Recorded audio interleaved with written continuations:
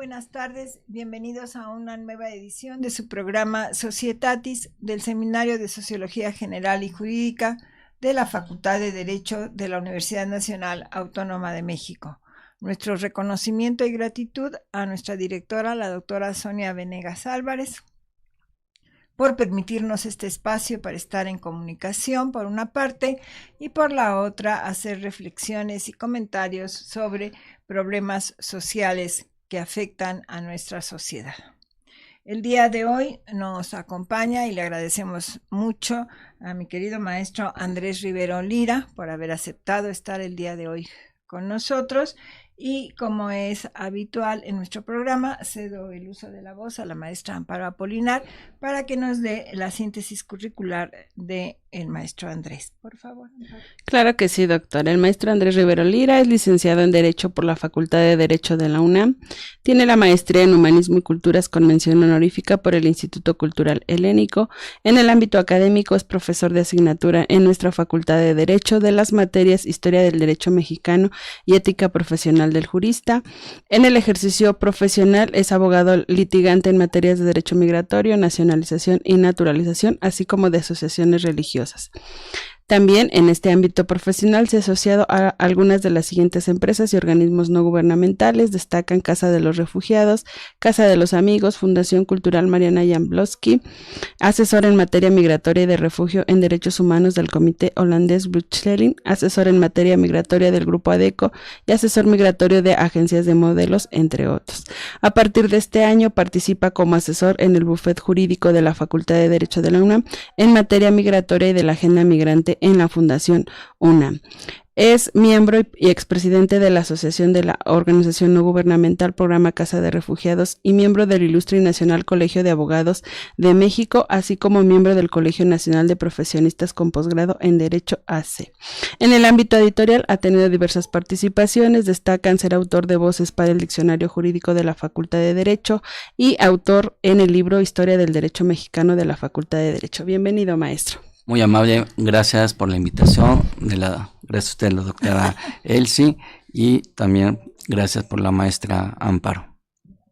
Bueno, pues vamos a hablar, como ustedes han visto en los anuncios de nuestro programa, de un tema muy sensible actualmente, que yo creo que todos estamos al pendiente de lo que está pasando, que es la problemática del migrante. Creo que desde siempre en nuestro país las personas por diversas razones tienen que salir, quizás en términos generales porque no tienen las posibilidades de desarrollo económico o personal y a veces educativos, salen del país y claro, creo que todos tendríamos en mente a Estados Unidos, que es por la frontera tan grande que tenemos y el fácil acceso, aunque sin embargo yo creo que hoy en día ya las movilidades se dan en extremo, ¿no? Y hablo, por ejemplo, en Europa, como tú bien sabes también, Andrés, pues están yendo de Sudamérica, ¿no? Argentinos, peruanos, uruguayos, que dice uno... esas distancias y esos costos, ¿no? Porque en el caso de la frontera de México con Estados Unidos, pues lo voy a decir muy simple, pero casi caminando, ¿no? Puedes llegar y uno sí se queda sorprendido, por no hablar de las pateras para el caso de Europa, ¿no? Que es un problema muy serio que tienen. Pero vamos a concentrarnos en esto que nos comentaba la maestra Amparo, en donde estás participando, a través de tus responsabilidades en la Facultad de Derecho, en lo que se llamó la Agenda Migrante. Entonces, si nos comentas en qué consiste, cuál es la finalidad, quiénes están integrando esta Agenda Migrante, por favor, Andrés. Bueno, buenas tardes ante todo. La Agenda Migrante es un proyecto que se hizo por parte de la Fundación UNAM, junto con la Secretaría de Relaciones Exteriores, para brindar el apoyo a los mexicanos en Estados Unidos, principalmente por el problema o el temor de las deportaciones que se están realizando por parte del gobierno de los Estados Unidos, pero también se vio una gran cantidad de gente que vino de las caravanas, de los 2-3 caravanas que han llegado a la Ciudad de México, busca irse a Estados Unidos, pero a no lograrlo se empezaron a quedar aquí en la Ciudad de México el caso que yo concretamente conozco, y se empezaron a hacer campamentos de migrantes, sobre todo en la Merced. Hay un padre que estaba prestado a la parroquia y hubo una gran cantidad de personas, inclusive viniendo familias enteras, sobre todo los venezolanos y los colombianas, gente muy joven, muchachas de 18 o 20 años ya con 2, 3 hijos. Desgraciadamente todos ellos han llegado en forma irregular, o sea, llegan sin ningún visado, sin un sello en su pasaporte, y el problema es que no se puede regularizar, o sea, es uno de los fuertes problemas. Cuando Estados Unidos cerró las entrevistas, muchos vinieron para la Ciudad de México. ¿Quién está integrando esta agenda migrante? Principalmente está la Fundación UNAM, el Colegio de Ciencias Sociales, la Facultad de Ciencias Sociales, que inclusive lleva un gran avance prácticamente. También los que hay que reconocer un gran labor que hace Trabajo Social. Trabajo Social ya lleva muchos años trabajando con nuestros emigrantes, han tenido un gran avance, inclusive iban más continuo Trabajo Social. También ha participado en odontología, en algunas campañas que han ido a dar asistencia médica, dentista a los inmigrantes, y FES Aragón tiene también un fuerte programa junto con la Facultad de Derecho. La Facultad de Derecho participa prácticamente con el bufete jurídico, que es la que estamos dando asesoría. Se sigue dando asesoría en todas las materias, pero la preocupación de la Facultad de Derecho, de la doctora Sonia Venegas, es que se le brinde también el apoyo a los grupos vulnerables, principalmente migrantes, tanto mexicanos como extranjeros. Es uno de los objetivos que tenemos la agenda migrante. En este sentido, maestro, y conforme nos dijo que lo que pretende es darse justamente esta atención integral desde diversos ámbitos, por supuesto en el que nos ocupa sería el jurídico, ¿qué materias o qué asuntos desde su experiencia trabajando en este proyecto han sido más, diríamos, relevantes, de más demanda? Principalmente la mayoría de los emigrantes que están en México lo que quieren es regular su situación migratoria. El otro factor que quieren es todo el factor de la cuestión familiar. ¿Cómo puedo, si nace mi hijo en México, cómo lo puedo registrar en el registro civil, sacarle un acta? También la situación prácticamente de que si se puede naturalizar o no se puede naturalizar. Y hay un grupo de migrantes que también han reclamado violencia. O sea, hay mucha violencia, sobre todo violencia de género, si hay personas vulnerables, también son perjudicados, y muchos de los que nos han llegado aquí al bufete jurídico es sobre todo eso. O sea, pues vine a México, pero no puedo regularizar, pero ya tengo una violencia de género, o no me permiten rentar, no me permiten acudir a mis hijos a la escuela, o si te permiten, no te doy el certificado porque no tienes CURP. Y al no tener CURP no te puedo dar documentos migratorios. Y es lo que más problemática tenemos con los emigrantes en México. La gente que está en Estados Unidos o han venido mexicanos acá, su fuerte problema es ¿qué hago con mis propiedades en Estados Unidos? ¿Cómo voy a recuperar mi dinero que tengo en Estados Unidos? ¿Qué voy a hacer si mis hijos se quedan en Estados Unidos y yo vengo acá? ¿Lo puedo registrar? ¿Puedo solicitar un acta? Es la problemática que hemos visto principalmente. Y otro, ¿cómo consigo un trabajo? O sea, ya llevo mucho tiempo que quisiera trabajar. No puedes trabajar si no hay documento. O los contratan irregularmente, trabajando a destajo. Nosotros lo que sí vimos en el campamento de ahí de la Merced, que hay ya delincuencia organizada, que organizan a estas personas. A muchos de ellos les extorsionan por trabajar y le dan un porcentaje, y a otras pues no les permiten, que es la problemática que hemos visto en el bufete prácticamente. Como bien lo dijo, es asesoría, ¿no? Te voy a orientar, pero en este caso si quisiesen representación, a lo mejor que tuviesen que hacer algún procedimiento específico, ¿también se brinda o...? No, desgraciadamente aquí el bufete jurídico no tenemos esa capacidad de poder llevar los asuntos. lo que hacemos principalmente es la asesoría y en otro caso se le canalizan ya sea a ONGs o organismos de gobierno, por ejemplo la Defensoría, que pueden ir a acudir ahí para que les hagan un juicio de amparo, o se le manda directamente al Instituto Nacional de Migración si ellos tienen alguna campaña, o también si hay violación de derechos humanos a la Comisión de Derechos Humanos. Aquí solamente se le da la asesoría y en algunos casos se les brinda a veces el apoyo de llenar la solicitud de trámite, verificar la documentación, y canalizarlo principalmente ante las autoridades o algunas ONGs que nos han apoyado para acudir con ellos. Al final es valga la redundancia, es un problema muy serio, ¿no? Es decir, queda claro por los países que has mencionado, por las razones por las cuales las personas están tratando de salir y de tener mejores condiciones. Pero ahorita que te escuchaba sobre estas personas que vienen, no sé ahora, pero antes realmente no había frontera, ¿no? Las personas pasaban caminando de un país a otro en el sur del país, o sea, en todo caso lo que había era un río bastante pequeño que las personas pasan caminando sin ningún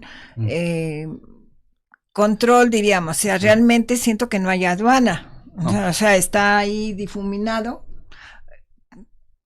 ¿No sería esto conveniente, no? Poner una aduana, a lo mejor suena un poco duro esto, ¿no? Pero ayudar a las personas desde que están entrando al país y de alguna manera esto siento yo que podría evitar lo que estás diciendo, ¿no? La violencia, la corrupción por migración, por la delincuencia organizada y todo, porque sí, venir creo yo que es relativamente fácil, o sea, realmente no hay una frontera, ¿no? Entonces, pues, las personas entendemos su necesidad de salir de su país con todas las penalidades y todos los problemas, ¿no? Porque estamos hablando que son distancias muy grandes, ¿no? No es que por la mañana decidí me voy a ir a México, todo lo que implica, ¿no? O sea, tienen que dejar todo, traer casi lo que traen puesto o una mochila, pero realmente no tenemos frontera en el sur, ¿no? Desgraciadamente en el sur hay un fuerte problema. O sea, sí existen garetas migratorias, sí hay una frontera, pero es un territorio muy difícil. Como lo comentó, está el río, también está la selva, y que muchas gentes para evitar los controles migratorios, pues se van a ir sobre el río o entran sobre sobre la selva. Pero el gran problema también que muchas de estas gentes contrata a coyotes, contrata a gente que muchos tienen malos escrúpulos. Yo les cobro un dinero, yo ya los meto y si veo las cosas difíciles los dejo abandonados. Y eso el Instituto de Inmigración sí ha atacado mucho a los que son los coyotes, a los que están cobrando, pero desgraciadamente también estas gentes a veces no denuncian. Tienen miedo que te voy a denunciar porque te puedo amenazar que a tu familia en Honduras, en Nicaragua o en El Salvador tienen ese control. Entonces sí es una frontera demasiado difícil la del sur de México, y también por parte de Guatemala también ha puesto controles Guatemala, pero es insuficiente con la cantidad de gente que está llegando. Hay nacionalidades que son más agresivos, por ejemplo, los haitianos a mí me ha tocado que son gente agresiva, cuando ya no están desesperados son muy agresivos. Otra gente prefiere que pagarle el coyote y entrar a no volver a Venezuela o volver a ¿cómo se llama?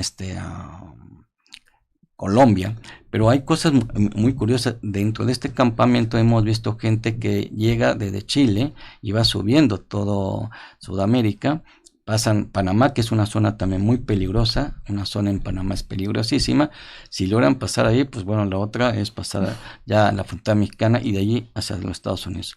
Y se ha visto que ha venido gente africana que viene desde Brasil subiendo hacia México. O sea, y hay un montón de nacionalidades. O sea, los que nosotros más hemos visto o detectamos son venezolanos, pero hay colombianos, haitianos, cubanos, africanos. A veces nos ha tocado chinos, muy rara veces alguno de Asia, pero sí lo pueden llegar. Pero sí es una frontera complicada. O sea, la gente que conoce Chiapas se da cuenta de eso. Y inclusive últimamente la gente chapaneca ya está también cansada de tanta llegada de estos emigrantes. Ya no se consigue trabajo, las rentas son demasiado caras. La gente emigrante ya empieza a ver ciertas fricciones pues, con los nativos de Chiapas. Pero es una frontera complicadísima, realmente.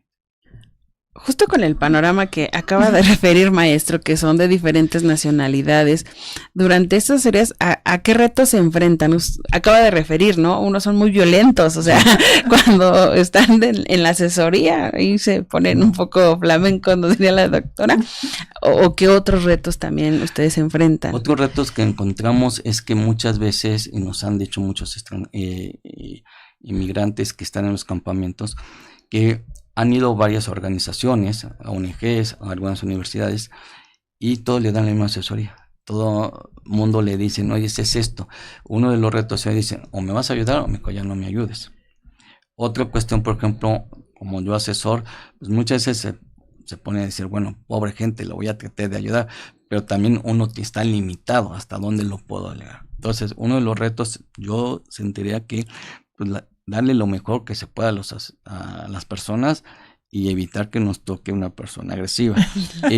También me ha tocado que a veces cuando ya están con una ONG o con una bufete de abogados jurídico o de una universidad, son más tranquilos. O sea, oyen más. Pero si hay un oficial de una autoridad, como que no les gusta hablar mucho. Uh-huh. Claro, me vendría a la mente, ¿no? Esto que usted decía de los que se erigen como líderes de estos grupos y entonces dicen, no, con ellos sí habla, con ellos no habla, ¿no? Sí. Y justo porque lo que usted dice, el temor es ese, si yo llego, pues van a descubrir que no estoy en situación regular, me pueden regresar a mi país, ¿no? Así es. Uh-huh. En ese sentido, y hablando justamente de los países de origen, ¿existe alguna comunicación entre ustedes como proyecto de, a ver, no sé, a lo mejor te es más práctico, pues ya todo el recorrido, regresar a tu país o... No, muchas veces nosotros, cuando se le damos la asesoría, le preguntamos qué expectativas tiene volver a su país. Muchos, desgraciadamente, han dejado todo, vendieron todo y dicen, no tengo nada. Otros, ya cansados, dicen, ¿sabe qué? Mejor me voy, me entrego a migración y que me hagan una deportación y que me lleven a mi país de origen. Ha habido casos que muchas veces, oiga, no quiero volver a Venezuela, mejor depórteme a Colombia. Pero bueno, la autoridad mexicana no puede deportar a un extranjero que no sea de la nación correspondiente. Desgraciadamente también lo que hemos visto mucho es que hay muchos consulados que no quieren ayudar a sus ciudadanos, ¿no? El caso concreto en Venezuela ha dejado muchas veces a la deriva. Hay que ser también honesto que hace un par de meses fletaron 2 aviones el gobierno venezolano y a los que quisieron irse voluntariamente en su retorno, el gobierno venezolano se lo llevó. Pero al principio no querían. O sea, iba uno y pedía, oye, necesito el acta, quiero renovar mi pasaporte. Y lo primero que le preguntan, ¿de dónde es? Soy del campamento. Y ya empezaban que ya no tengo, me voy a tardar mucho. Entonces, hay consulados que realmente no cumplen. Desgraciadamente muchos consulados de Centroamérica también no tienen la capacidad económica para decir, bueno, me lo llevo, porque no tienen dinero para fletar un avión o un camión. Y también muchos de ellos dicen, no me consta que sean de mi nacionalidad. Sí, claro. Porque él me puede servir un pasaporte, pero ¿quién me consta si es un pasaporte bueno o un pasaporte malo? Uh-huh. Entonces muchas veces los consulados también evitan. Cuando ya uno lo presiona un poco, bueno, ya los voy a ayudar. Pero sí, al principio eran muy rejegos muchos consulados. No querían intervenir. Sí, porque no estamos hablando de 1 o 2, a lo mejor estamos hablando de cientos, ¿no? Sí, o en algunos casos miles de personas que obviamente tomaron una decisión de esa naturaleza, decir voy a dejar todo, ¿no? Y queda claro que están buscando nuevas opciones en todo, en el amplio sentido de la palabra, ¿no? Por ejemplo, acá nosotros los que hacíamos es levantamos una relación, el nombre de la persona, su lugar donde viene, si tienen hijos, tal como vinieron. Y muchas veces la gente hemos hemos visto que no quiere dar mucha información, porque dice, bueno, ¿cómo vas a utilizar la información? Entonces nosotros le decimos que simplemente es cuestión estadística, saber cuántos hay de este país. Nosotros no somos informantes ante la autoridad migratoria, ¿sí? Pero muchas veces ellos tienen miedo cómo se va a utilizar esta información. Lo que se ha hecho en el bufete y junto con Aragón, en la página de internet tenemos ya 200 preguntas que ellos pueden consultar y más o menos guiarse esas 200 preguntas. Si tienen dudas, pues podrían escribir. Al rato les doy la página, la pueden escribir. Y si no, sacar una cita por teléfono. Y es lo que prácticamente se hace. Hay gente que no quiere venir.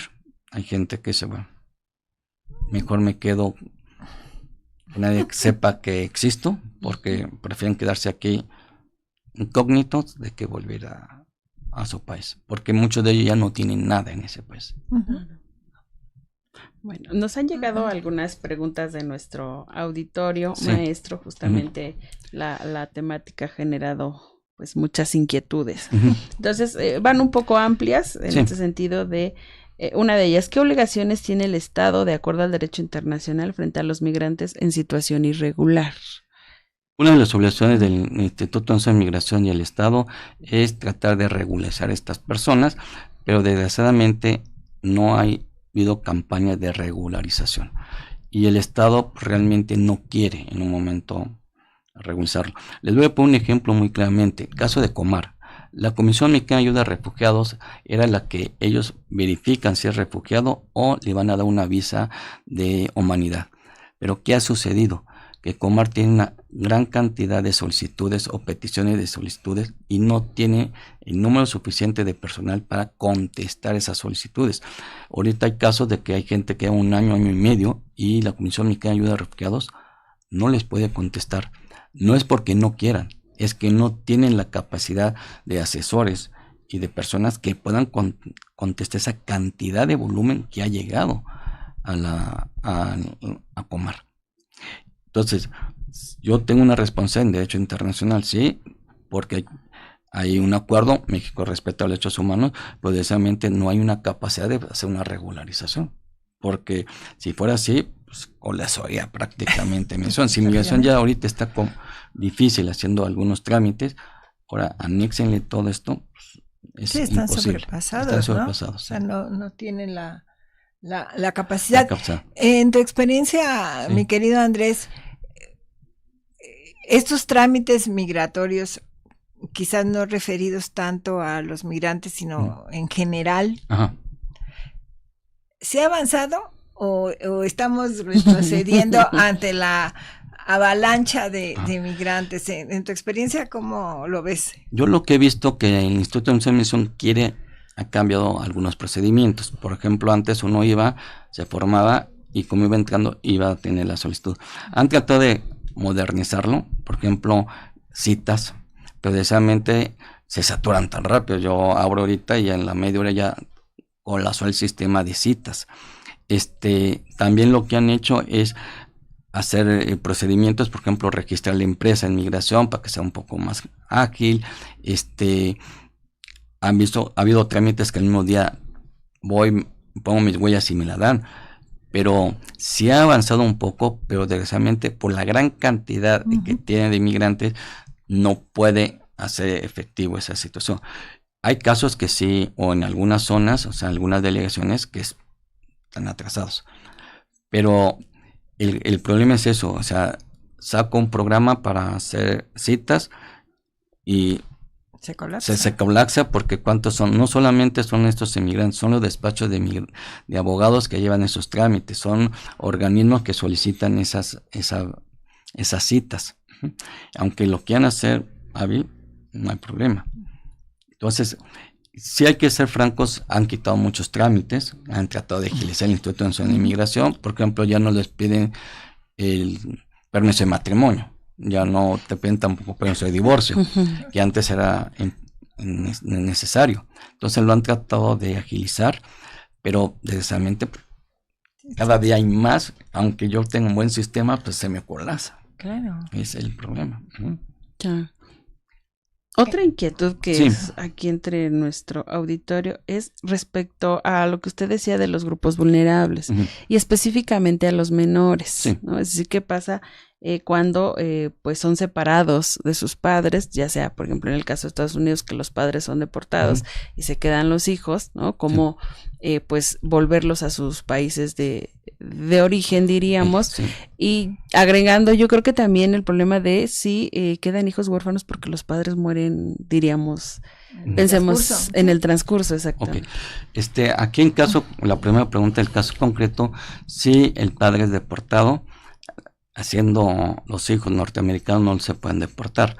Lo que aquí nosotros sugerimos es que se acudan a las organizaciones de migrantes en Estados Unidos, o las iglesias, sobre todo la iglesia católica, los cuáqueros tienen lugares donde pueden albergar a esos niños, mientras buscan un abogado especialista en migración registrado, como ustedes saben, ante las autoridades norteamericanas, ante los jueces norteamericanos, para que ellos hagan el procedimiento de poder traer al papá o en su defecto ponerle a custodia a un pariente que esté en Estados Unidos o una asociación que esté en Estados Unidos. Hay muchas asociaciones, sobre todo de migrantes, que se han dedicado al apoyo a esto. Un proyecto que tenía Trump, que realmente sea violatorio completamente, es quitarle la nacionalidad a los hijos de los mexicanos o los extranjeros irregulares que viven en Estados Unidos para poder ser deportados. Eso pues es violatorio a la ley norteamericana, a los tratados de derechos humanos que establecen que tienen derecho a una nacionalidad. Y ese es el primer paso en Estados Unidos. En caso concreto de aquí, que si viene en la caravana, se muere el papá o no hay ningún familiar, tiene que estar a la disposición del DIF. El DIF tiene que intervenir junto con petición del Instituto de Migración. Ambos buscan y notifican a su consulado respectivo. Si yo tengo menor de edad, los papás han fallecido, hay que hacerle un regreso a su país de origen, o en algunos casos que es muy complicado buscar a un pariente en Estados Unidos si él quisiera hacer el trámite. El problema es que muchos de ellos están irregulares, entonces no quieren hacer ningún trámite ante la autoridad norteamericana porque pues se me van a confiscar, a detener y realmente deportar. Entonces, si tienen esa situación, yo le diría que acudieran obviamente a las ONGs, si están en Estados Unidos, a las iglesias, porque los católicos, como digo, los cuáqueros tienen esa posibilidad, y inclusive el consulado tiene la obligación de intervenir porque son sus ciudadanos. El gobierno mexicano lo que sí ha hecho, ha puesto a disposición a los gobiernos centroamericanos que el consulado pueda asesorarlos y también apoyarlos. Es lo que ha hecho el sistema mexicano consular. Hay que recordar que México es la red más grande de consulados en Estados Unidos. Claro. Simplemente si van a California pueden encontrar en una ciudad grande un consulado mexicano. Y ellos están apoyando a los países necesitados. Honduras, Salvador, Nicaragua, que lo están apoyando. Sí, y de alguna manera también las sedes de la universidad, ¿no? Así están colaborando en estos proyectos, lo cual es importante en las sedes que tiene la universidad allá, ¿no? Sobre todo donde sí está apoyando mucho es en Tijuana. En Tijuana se ha visto que ha llegado muchos mexicanos o deportados. La sede en Tijuana están dando la asesoría y en unos casos sí ellos están interponiendo algunos recursos para apoyar a estas personas. Claro. Supondríamos también que en ese sentido, ¿no? Las personas migrantes que obtuvieron ya ahí la residencia, cuyos hijos estudiaron y ya, pues también crean estas redes de apoyo y asesoría, ¿no? Así es. Sí, si por ejemplo un mexicano o un centroamericano está legal en Estados Unidos, tiene su green card, pues bueno, no tiene ningún problema. Pero el problema es que las autoridades migratorias en Estados Unidos muchas veces no lo reconocen, ven que es latino, vámonos para afuera. Tenemos el caso del muchacho que lo mandan a El Salvador cuando el señor tenía hijo, familia y era residente en Estados Unidos.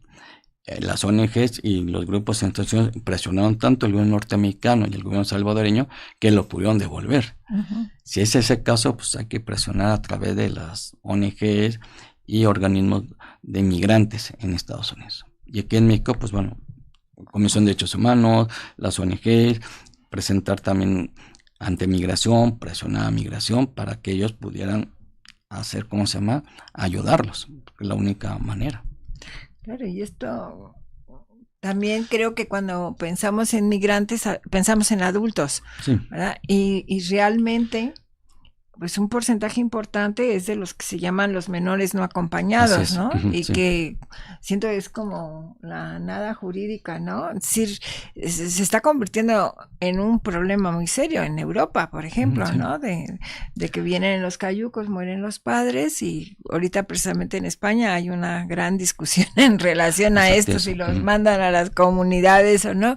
Entonces, yo en ese sentido, pues me preocuparía, ¿no? ¿Qué va a pasar con esos niños que están pasando estas condiciones terribles, ¿no? Y que obviamente sin ningún apoyo, ¿no? Yo también me pregunto, ¿cuál será la desesperación de estos padres que mandan a los hijos, ¿no? Con la expectativa de que tengan una vida mejor o mejor oportunidad, porque hemos visto casos de niños de 4 o 5 años que bueno, a mí me impacta mucho, ¿no? Es decir, ¿cuál será la desesperación de unos padres o de una madre o de un padre para decir, bueno, pues aquí con un coyote, ¿no? Con tal de darles expectativas de vida, ¿no? Y muchas veces cuando los mandan así es con una persona de su confianza que viene en la caravana, puede ser un tío, puede ser un pariente, pues que lo pasa por la caravana, pero desgraciadamente cuando la autoridad los detiene a estas personas, no encuentran el vínculo o es un vínculo muy largo, entonces ellos tendrían que notificar, forzosamente tienen que notificar al Instituto de Migración, obviamente al DIF o algunas ONGs que se van a hacer la labor. Muchas de estas gentes buscan que su hijo tenga un futuro mejor, en Estados Unidos o en Canadá, en caso como usted comentaba en Europa, principalmente hemos visto la llegada de tanto gente a las Islas Canarias y de ahí a España, bueno, al continente, porque las Islas Canarias es España, ¿sí? Pero también se han visto que ellos llegan, muchas veces sí son con mafia, otras veces sí es por necesidad, o inclusive hemos visto que se muere el papá y la mamá en el cayuco, y es un niño muy pequeño, entonces la autoridad no puede reportar a ese niño, entonces lo tiene que ellos poner en un servicio, ya sea de adopción o de protección del menor en España hasta que alguien lo quiera adoptar o que cumpla la mayoría de edad, prácticamente. Aquí lo hemos tenido, en México también han llegado menores no acompañados, pero ahí sí hay que reconocerlo, migración del DIF se actúan bien, inclusive también hay albergues religiosas que son los que los mantienen hasta buscar a alguien que se haga cargo. ¿Los dan en adopción? ¿Pueden darlos en adopción? No, porque necesitarían el consentimiento de los padres. En caso de que no tuvieran, sean huérfanos, pues bueno, ahí sí el DIF ya tendría que poner el mecanismo, mantenerlo y que sea alguna persona que quiera adoptarlos. Pero pues sí es muy complicado adoptarlo, porque pues tienen que comprobar que realmente no tengan un pariente en el país de origen, o un abuelo, un tío, un pariente que quiera hacerse cargo. No es que se dice rápido, pero comprobar, por ejemplo, que ahí en la selva, ¿no? No en sentido despectivo, o sea, con eso me quiero decir, por ejemplo, no una gran ciudad, sino una aldea, una pequeña comunidad, un pueblo, pues es muy difícil, ¿no? Localizar a una persona, ¿no? Porque pensemos, si son niños de 4 o 5 años, pues a lo mejor ni siquiera recuerdan, ni saben, ni nada, porque si yo hablo con un niño de 10 años, a lo mejor sí recuerda, ¿no? Pues mi tío vivía en tal lado, o tengo unos parientes por ahí, pero un menor de esa edad que no se acuerda lo que hizo el día anterior. Y también lo que puede suceder, y es el caso, que no registran a los niños. Eso. Claro. O sea, si vivo en un pueblo muy alejado, una comunidad muy lejana, no llego al registro civil, no lo registro, entonces yo mando al niño, y después el niño, ¿cómo sabemos si es realmente el papá es de él o el del tío o es la persona? El vínculo prácticamente es con la acta, y desgraciadamente muchos no pueden traer. Lo que hemos también checado mucho en las caravanas, que no traen, nada más traen el pasaporte y no traen actas. Entonces, para comprobar que sí es tu hijo, pues necesito el acta. Entonces, ahí es el problema. Entonces, voy a mi consulado y si no estoy registrado, a ver, yo también tengo que checar que es tu hijo. Entonces, ¿cómo lo checo? Pues notificar a mi país de origen. Y si no lo tienen registrado, es la problemática que se tiene. México hace muchos años resolvió cuando hubo el campamento de refugiados. Ustedes se acuerdan de los guatemaltecos en Chiapas, los años finales de los 80, principios de los 90. México sí hizo una campaña que junto con la Cruz Roja y algunos organismos internacionales, que levantaron en los campamentos de guatemaltecos a todos los niños que nacían aquí en México, les daban su acta. Ellos ya no, nada más verificaban que el papá y se le dieron. Y gracias a eso pudieron regular su situación. Muchos se quedaron como mexicanos, otros volvieron a Guatemala, pero gracias a eso quitaron mucho de este tipo de problemática. Actualmente el registro civil no lo hace, porque tampoco tiene la capacidad de hacerlo. Y también se ha dado cuenta de que si viene un niño así, yo no sé si puede ser secuestrado, o que tenga una alerta Amber en su país, o que le han dado dinero y pásamelo para acá, pero yo no quiero que se entere que sea mi hijo. Entonces, el registro civil, cuando registra un menor, pues lo primero que le piden es las actas a los papás y la constancia de alumbramiento, en caso que nació en México. Pero si no, pues es de buena fe, si tú me dices, pero yo no puedo dudar, pero yo sí tengo que verificar que realmente ese niño no se ha sustraído, que hayan secuestrado o que lo hayan robado en su o comprado, porque también en el caso yo puedo comprar a un niño, porque hubo una tendencia en Estados Unidos que decían que si llegó una familia con niños, Estados Unidos iba a ser más rápido la entrada, que le iba a dar más rápido el refugio. Pero los americanos se dieron cuenta que muchos de esos niños no eran los legítimos padres, que habían comprado, que los habían rentado para ayudarlo. Entonces también por eso Estados Unidos se puso muy, muy duro, dice, va para atrás las entrevistas hasta que me aclares. Porque pues yo de buena fe, pues es su hijo, pero de repente tengo una lenta Amber o un secuestro, entonces hay que hacer un trámite internacional, que es sustracción de menores, y es un mega tema de mandar, irse acá, comprobarse, es muy complicado. Pues yo no sabía eso de que había que hubo esa posibilidad de llegar con niños, o sea, se queda uno, ¿no? Toda la problemática, porque realmente, aunque está en primera página, diríamos ahorita, lo de los migrantes y toda la problemática en relación a la migración, pues tiene sus particularidades y tiene, pues sobre todo, mucha trascendencia en la vida de las personas, ¿no? Por la razón que sea. Pues mi querido Andrés, pues tenemos ahí muchas preguntas, a nosotras mismas nos has ilustrado y tenemos muchas preguntas, pero aunque parezca repetitivo, pues aquí el tiempo, si no, mi querido caballero nos corta y nos deja sin sonido. Entonces, rápidamente, porque tenemos unos cuantos minutos, si das la información que nos habías dicho, el teléfono y algún otro dato que nos ibas a hacer favor de dar. El teléfono aquí del bufete jurídico aquí de la Facultad de Derecho es 55 56 22 19 18. Y la página es asesoriamigrantes@derecho.unam.mx. Ahí pueden ustedes, todas las preguntas que quieran mandar, se le contesta. O sea, mandan el correo, nosotros le contestamos el correo. Y también ahí mismo pueden ver en la página de la Fundación UNAM que ya existe preguntas y respuestas. Son 200 preguntas que hemos formulado junto con Aragón, que ellos también nos han apoyado muchísimo en eso. Inclusive Aragón también existe en la página de la Fundación videos cortos de 5 minutos o de menos explicando algunas situaciones.